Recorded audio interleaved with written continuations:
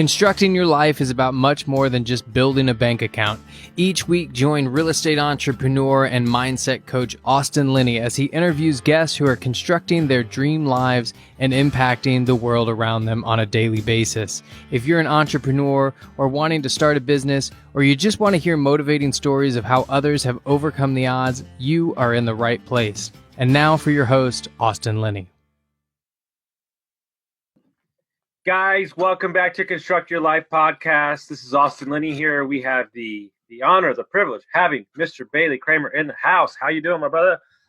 Hey, Austin. Doing well. And thanks again for having me on the show. You got it. Man, guys, this young man, he's super impressive young man, still in college, making it happen. I'll let you share your story and kind of start where you want, and you can go from there. Yeah, so like many people, I got introduced to the idea of real estate investing two common ways. So the first one, Rich Dad, Poor Dad, and Bigger Pockets. Those are kind of like the gateway entry to a lot of people's real estate journey.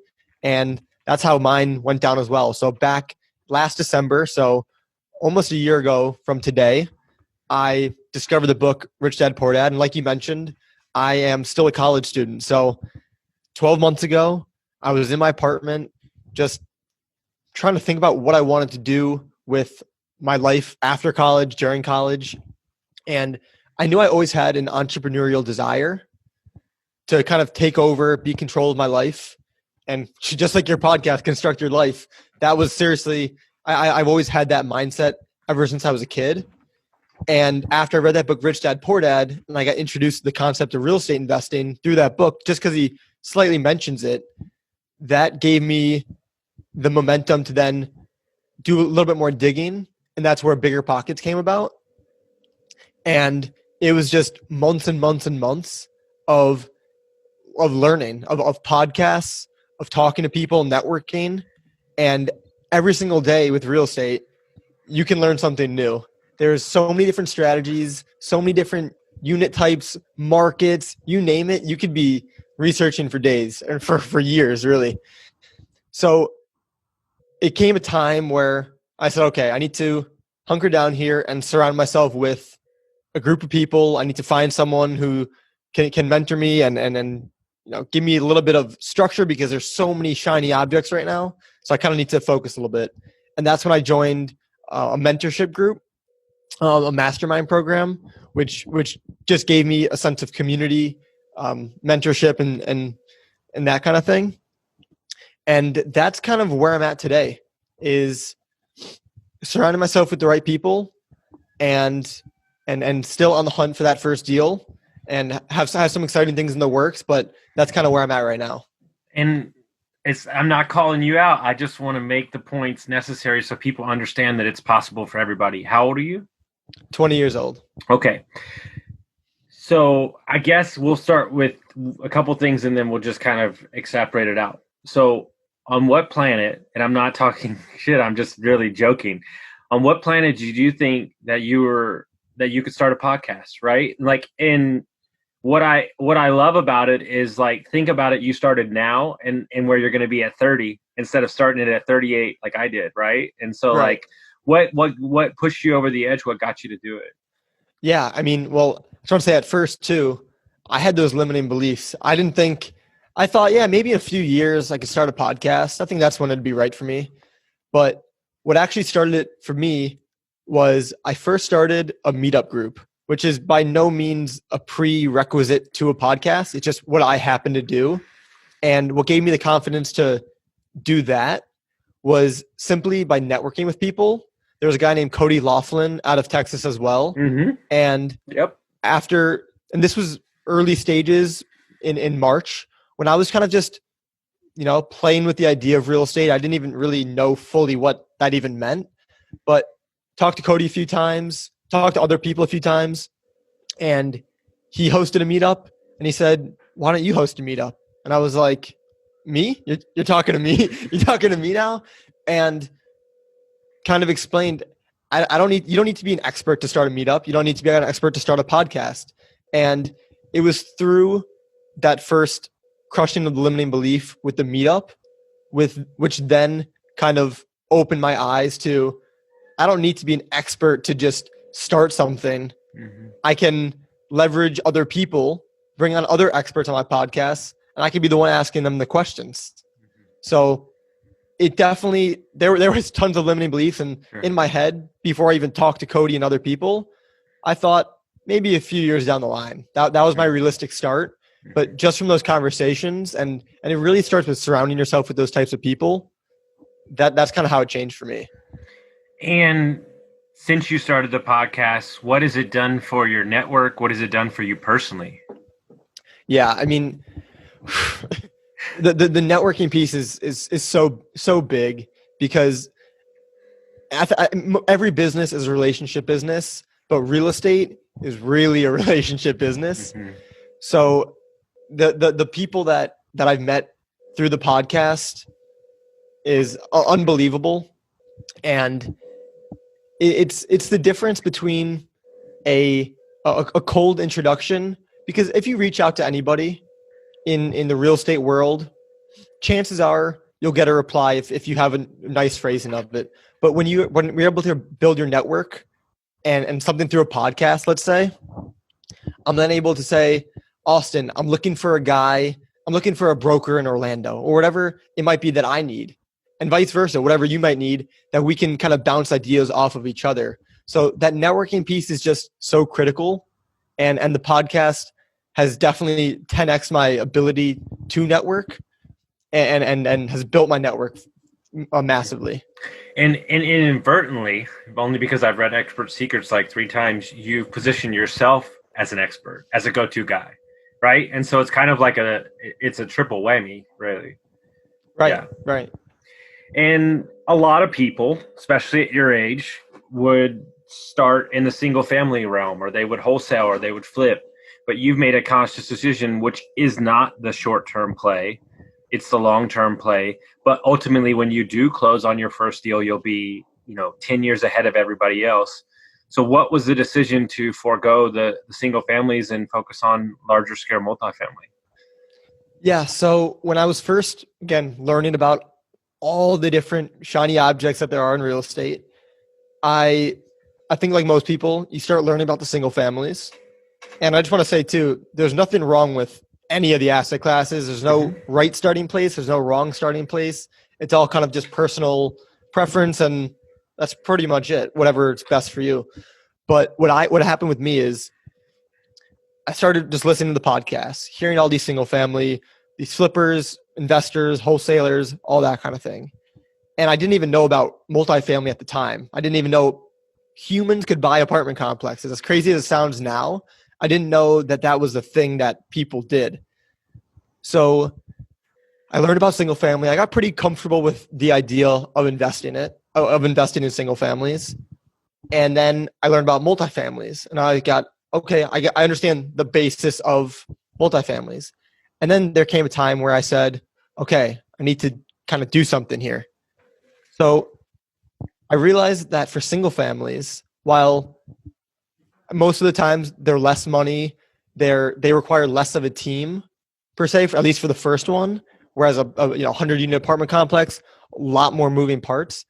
I said to myself, I don't have the capital right now for a single family, which actually propelled me to go to multifamily, which is kind of like, it's almost backwards thinking for a lot of people. It's actually genius, and you just blew my mind that this is actually a good avenue on accident. Yeah, exactly. So I learned about the 3.5% strategy, and I said, okay, if I really wanted to scrape together. So what is that for everybody? Because I've never heard that. So right, yeah. So there's special different types of loans. So there's one called an FHA loan. Honestly, not exactly sure on what it exactly means, but it's a certain type of loan where instead of putting a conventional 20 to 25% down, you can put 3.5 to 5% down. And there's obviously a lot of pros and cons to it, but let's just say you find $100,000 unit property. Instead of putting down $20,000 at 20% down, you could put $3,500 down at 3.5% in simple math terms. So could I have hustled, drove Uber, wholesaled, I could scrape together $3,500 somehow, some way. So it wasn't so much that it was impossible to get the money, but it was, I have to do a lot of work to get the money. And is single family really what I want to scramble for and kind of hustle for to get the single family, single unit property kind of thing? So, and then that was at the time too, when I was learning heavily about multifamily. And I like the scalability of multifamily. I liked how I didn't have to have the money for it. I could come with a different piece of it. And so I kind of threw the money thing out the door, which was the biggest thing for me, like was the biggest limiting belief. And I think it gets a lot of people in their bubble of, I only have this amount of money, I need to start small. But that's what kind of propelled me to go and think a little bit bigger. Well, what's interesting, right, is I have this theory, and you're going to love it, is that I meet these 24-year-olds, David Tupin, Adrian Salazar, my buddy who's got 180 units at 24 years old, all these things. And I almost think, and this is what I told my coaching client yesterday who's getting brand new into real estate. I said, how far you got to fall? To your parents' couch? Like, if something goes wrong, I almost think the lack of knowledge and the lack of money actually propels y'all farther along in your careers because you have no option but to be a syndicator. Yeah, totally agree with that. I think when people you hear a lot of successful stories about like the people you just named, but also tons of entrepreneurs, when their backs are against the wall, that's when they excel the most. And it's not because they settle for, they don't settle. They kind of just use that to propel them even farther. Sure. And what I want to do here for a couple minutes, any young investors that's listening to my podcast and the amount of work that you've done in the groups that you've been in and the people that you've interviewed, just kind of lay out for the next 4 to 5 minutes, kind of your thought process on, what type of property you're looking for, the things that you're looking for, and then how to like partner up with people on a bigger deal. Are you talking about just in general? Just like if you were to get like if when you're out looking for properties, right? Like what are you looking for, and then kind of like the process. Yeah. So there's, again, with the different asset classes, there's a million ways that you can go about this. So I'll tell you kind of what I started to do and what I'm kind of transitioning into now. So originally my focus was set in Orlando, Florida, because that's where I go to school. And I was talking to brokers, I was talking to property management companies, and just reaching out saying, hey, I'm an investor. And like I said before, I'm in a mastermind. So I leveraged my mentor and the other people in my mastermind to give me a little bit more credibility with, coming in with no units and no balance sheet to show and prove to the broker. So I gave my criteria. So for me, I was asking anywhere between 10 and 30 units in the Orlando area, multifamily properties. Of course, everyone wants a value add play. So some way to raise the rents, decrease the expenses, maybe put in a little capital. And what I found was a few things. Talking to these brokers that's not the challenging part. It's one, the market that I was in and trying to go directly to the brokers was a little challenging. The prices were ridiculously high. The cap rates were super compressed, and not that you can't find a deal there that way. There's plenty of people who find deals through brokers. But what I found was maybe I need to go a little direct to seller strategy. So I've been working with a few people in the mastermind to go direct to seller. So we've been doing cold calling and cold texting. And we found that to be bringing in some leads a little bit faster and more. And when you're going direct to seller, yes, there could be other people, other competition, but normally when you find them, there's less people than if a broker lists it on LoopNet or their website. So that's kind of the focus right now is that those are the off-market strategies. I love that. And, I guess one of the things that I'm formulating in my mind, because a couple of my coaching clients are multifamily guys, and it's something that I talk to all you multifamily guys, and I worry I don't worry, but I'd love to kind of dig into how you stay hungry when the process of getting a deal might be 6 months to 2 years, right? Like, how do you stay charged up for it? How do you stay involved when you're not getting those big wins? Like, how do you protect against that?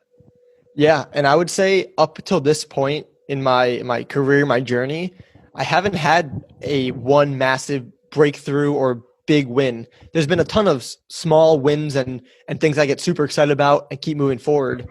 So I guess to answer that, I haven't had that huge one breakthrough, life-changing deal just yet. But I think that's what's keeping me hungry right now is chasing that deal, that first breakthrough. And I think the most important piece is the people that you're surrounding yourself with. If I was doing it by myself, yeah, you're probably right. I'd probably get burned out a lot faster. And it's kind of like when the classic, like, working out. If you work out with other people watching you, you kind of you work a little bit harder. At least me and the people that I've experienced, you work a little bit harder. You're in it a little bit more. But when you're by yourself, no one's watching.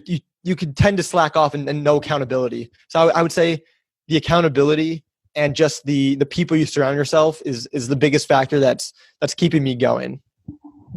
I agree, and I think one of the reasons why I love multifamily investors, and look, we're not talking about you single families, you're still my friends, but I love the unity and family environment and helping others, right? And obviously, I mean, the Jake and Gino group are hands in them, they're amazing people, and just everybody you fall in love with are here to help. And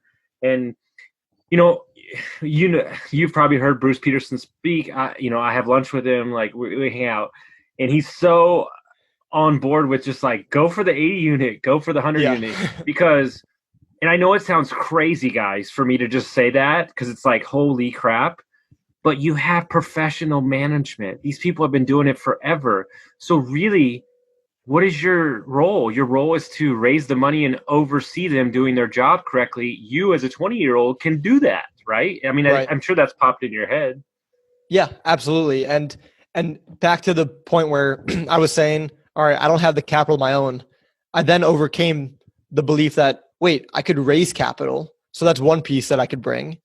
Another big piece that I could bring is finding the deal. And I think that's a piece that is overlooked, but I think anyone of any age could do that, is find the right deal, whether that's literally driving, looking for a distressed property, whether that is pulling some type of list and contacting the owners directly, whether it's just posting on Facebook that you're a multifamily investor and one of your connections, you never know what's out there. So I think finding the deal, raising capital are two pieces that, I mean, I don't think any of the roles have any type of age cap or limit or minimum, but the clearest ones for me to see is finding the deal and raising the money. I think everyone has the ability to do so.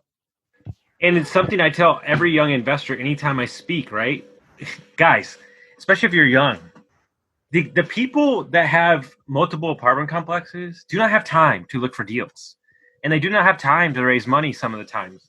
So what I tell them is, don't you dare tell me what your value proposition is, because you haven't even addressed it with the people you're trying to do business with.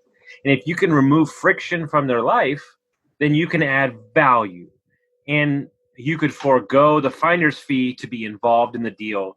There's so many ways around that. And ultimately, like, I want to dig into a little bit of your story and what I love mindset-wise. Dude, you're 20 years old. You're in college. You're looking for multifamily assets, right? What the hell? Like, I was trying to get dressed when I was 20. Like, where does this come from? Is your family entrepreneurs, or like, is it just something that sparked inside of you? Where does this come from? Yeah. So the first thing is my parents are not entrepreneurs. And so taking it back, I've loved Shark Tank, like ever since I was a kid. Like that was religious. Seriously. I watched like 7 episodes on Sunday. I'm obsessed. Yeah. Yeah, it's a great show. So stuff like that, when I was super young, like not even double digit age, 8 years old, that's stuff that got me excited just as a baseline. Mhm. And something that I've done, I think, throughout my life is I've taken things from my surroundings and I pretty much absorbed everything. I consume what I like, and whatever I don't like, I try to do the opposite and learn from it. Okay, stop. Holy crap. Right? Okay, and I want to stop here for a minute and let you continue in a second. Guys, you can understand the aspects of other businesses or other points of view and not have it attached to you. You can get it. Okay, great. I'll take what I want and move on. This is my entire life. This is what I live my life on. Okay, that guy's a really great father. I'm going to look at some aspects of that. And then I take a little bit for myself, make it my own, and then move on. Like, where did that come from with you? Yeah, it's hard to pinpoint a certain spot, but I would say if I had to name one huge example of something that I've taken so much from, but also taken and make sure I change it a little bit, is my parents, both super hardworking, would do anything for their family. So love that aspect. The only thing that I would change, the only thing is the timepiece and kind of taking control. So right now, my parents are in a role where it's that dated. Watch this. We've never spoke about this. I have no idea what you're about to say, but watch me work, guys. I guarantee you that one of your goals on your whiteboard and your big dreams is to retire your parents. Yeah. Boom. The way you were talking, and I just knew it, right? Yeah. Yeah. I mean, that's probably one of your big whys, right? Yeah. I mean, that's definitely one of the biggest things that I want to, taking care of them, because they've sacrificed so much. They work so hard, but the only thing that I'm taking from them and then want to change a little bit is I want to do the exact same thing, except take control of my time, and instead of being an employee for 30 plus years, I want to own the company and build it that way. So that's probably the biggest piece where I said, I think that's where the entrepreneurial bug started, where, I was looking at it's part Shark Tank, part always kind of liking to build things, but then realizing I don't want to be stuck at a place from 9 o'clock to 5 o'clock. I don't want to have a retirement age. I want to just do me. So that's probably the biggest thing that I've taken away and been able to just change a little bit to help project the vision. Well, I would imagine, because you are so young and you don't have that much debt, like there's a real conversation. Now, granted, a lot of things need to happen in the right way. But there's a real conversation that if you get a large enough property and you syndicate it, you could be financially free with one deal. Am I correct? Right. Like, guys, I'll say it again. At 21, he could finance a 150 unit and be financially free. Right. Wrap your heads around that bad boy right there. Yeah. Then that's kind of the power of, I guess, just the sheer power of multifamily, where it's one deal, but a lot of units could make such a big impact. And that's obviously one of the big reasons why multifamily is so attractive. Mm-hmm. And then I would imagine that you have a daily routine, right? That you try to stick by, because you are going to school, and then you have the podcast in real estate. So kind of walk us through, how you structure your day and where you learn that from and stuff like that. Yeah. So super classic answer, but the miracle morning is something that I was introduced to back in March by a guy named Kyle Marcotte. He was my first mentor. I think he's 22 or 23 now. He's just a few years older than me. So when I met someone like that, I latched on, because I was like, dude, you are where I am, where I want to be in like the next few years. And he's like, and he said to me, I was just where you were a year ago. And I was like, wow.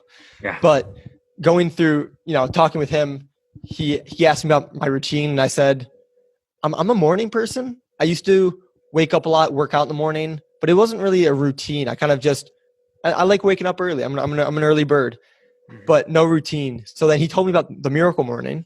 Read that, loved it. So I started waking up. When I was talking to him, I was waking up at 7:00. Read the book. I'm like, let me try 6:00. So now I'm down to 5:30, and I'm sure a lot of your listeners are familiar with the Miracle Morning, but for those who aren't, it's the whole premise behind it. And the simplest way to explain it is take an hour for yourself before all the craziness happens during the day. So preferably in the morning, and take an hour and focus on yourself, and focusing on yourself in, I think there's 6 different categories, and it's an acronym called SAVERS. So silence, which is meditation; affirmations, which is just ingraining those positive thoughts, or I like to say hyping myself up a little bit. Those are the affirmations. There's visualization, which is just kind of literally imagining yourself in a situation, imagine yourself accomplishing a goal, whatever you really want to do. There is exercise, which is super important, taking care of your body. There is reading, and there is scribing or journaling. So those are the activities in the Savers routine, and that makes up my morning routine, hour a day. And what's so important, and I talk about it in a different setting in recovery and stuff like that, but basically what he's describing, guys, is you're building identities around the default of your habits. And so it doesn't matter what's going on, or you're having a bad week, or you're having a bad day, or you're having, a deal didn't go through, or there's a deal that's like so huge and you're freaking out. That when you create these habits in your life, which after, they say that 21 days is a habit, 90 days is a lifestyle. And when you use these as your default mechanism, then you can kind of stay grounded in your day, no matter what happens, right? And wouldn't you believe that that's kind of like, if you're having a rough go of it, it kind of centers you? Right. I mean, you're waking up and immediately you're having win after win after win after win. And they're not really immediate. They're not always immediate too. Like, I mean, exercising, you're just maintaining a healthy body. So like something like that, where you wake up and you feel pumped because you just did something awesome for yourself. And then obviously there's gonna be challenges, different things throughout the day, but I think starting out with those wins, creating your focus for the day, and then going and having that mindset to go crush it. That's where it's huge for me. And let's just project out, right, over the next 3 to 5 years. Let's say you close a couple deals, you graduate school. Why wouldn't a lot of young kids would just be like, just quit school? But like, I would imagine that it's important for you to get the degree regardless, right? And so like, let's say you were to close like 3 or 4 deals as you continue, like when you're sitting alone with yourself, and you don't have to share everything, obviously, but what are you thinking big vision wise, for 30-year-old Bailey and 40-year-old Bailey, right? What do you think about? Yeah. I mean, for me, it's never really been about all about the money. Obviously that's something that's important that comes with it. But I was talking with someone yesterday. There's not really a time where I want to just, I have this money, now I'm done sitting on a beach. Like that's not, it's fun to sit on a beach I'm not really a beach guy, more like a poolside guy. Yeah, a day. Yeah. Yeah, a day. But realistically, and I like doing things. So for me, it's all just about having that security, or that base. It's kind of like that financial freedom, where if you want, having the options, the flexibility, or if you need to go somewhere, or if you want to go somewhere, you're good to do it. But for me, I think 10 years down the line, I want to find a way to kind of discover more asset classes. Yep. That's something that, I mean, I'm sure a lot of your listeners are with me on this. The shiny object syndrome is super real. And that's something that it's ridiculous for me. So right now, of course, staying focused, but there's so many different things that I want to go explore that I'm not going to yet. But I think, I want to stay busy. I want to stay building, and that's fun to me. So that's kind of what I see myself doing. I was listening to a podcast the other day on Bigger Pockets, and he was talking about like so many people are worried about the output, that they're not focused on the input. And it's like, if you focus on the daily activities and like, I guarantee you that you're going to get your wins. It's very hard. Right. But, I live by Andy Friselli's Power 5 list, like 5 things you can do every day to win the day. And I just think that like when you focus on these things, like what I try to tell everybody is you didn't have a bad day. You had a bad couple hours. Right. Like, you know what I'm saying? Like they're so quick to like broad stroke it. And I'm like, no, like it was just like you had a shitty couple of hours, something didn't fall through. But maybe it was clearing the way for something better to come down the road. And you just have to have that abundant mindset. And when you have the abundant mindset, you really allow yourself to be happy, I guess, like happier. That's under, relative term. Right.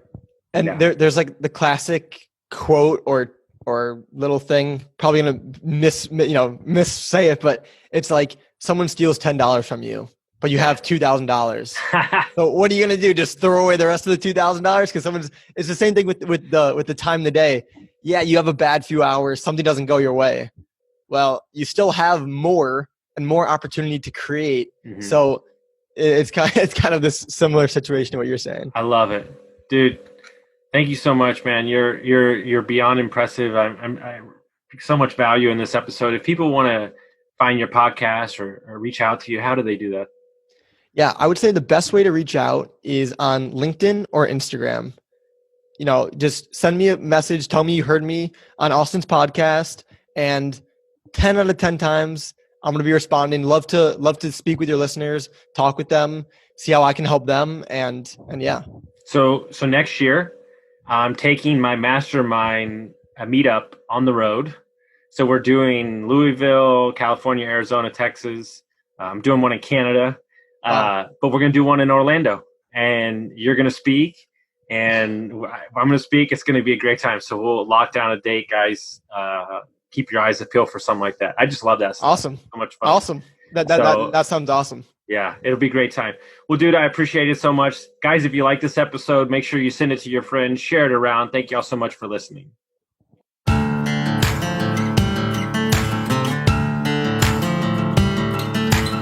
Thank you for listening to Construct Your Life with Austin Linney. If you enjoyed this episode, be sure to rate, review, subscribe, and pay it forward by sharing with a friend. Most importantly, take this opportunity to start constructing your life by taking immediate action on what you learned. For show notes, resources, and more information on one-on-one coaching with Austin, visit constructyourlifepodcast.com.